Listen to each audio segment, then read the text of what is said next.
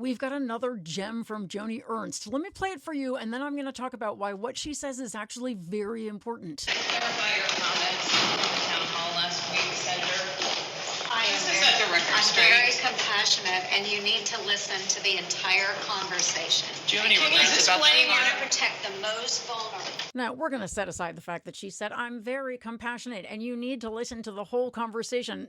Which conversation? The one where you said we're all going to die, or the one where you walked through a graveyard and talked about the tooth fairy? Super weird, but this is the part I want you to pay attention to. Do you have any Can you regrets about explain how that? to protect the most vulnerable? That is the line that not only Joni Ernst, but every Republican lawmaker, Mike Johnson, Donald Trump, everybody is repeating over and over again. You can tell that it is in their daily brief every morning. Make sure you repeat the words, we're gonna protect the most vulnerable. Clearly a political strategist somewhere did some polling and just said, if you keep saying that over and over again, people will be fooled. But let's set aside the fact for a second that the CBO, the Congressional Budget Office, came out again just this morning with a new assessment saying 11 million people will lose their health insurance as a result of these cuts. And if you are going to sit here and tell me that all of those 11 million people are waste, fraud, and abuse, with all due respect, you're wrong. Two major media publications have come out in the last 24 hours with headlines that basically say Republicans are lying, flat out lying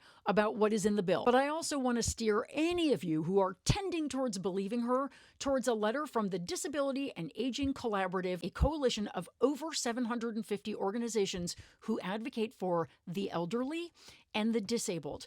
And all of them are saying the same thing, which is that this bill will be decimating. Right at the start of the letter, it says the Medicaid provisions proposed and included in the budget reconciliation legislation are dangerous and life-threatening. And then it just goes on and on and on about how bad it is. This letter, in fact, contains almost 4 pages of ways that this bill will hurt the most vulnerable. So when you hear this, Explain how to protect the most vulnerable.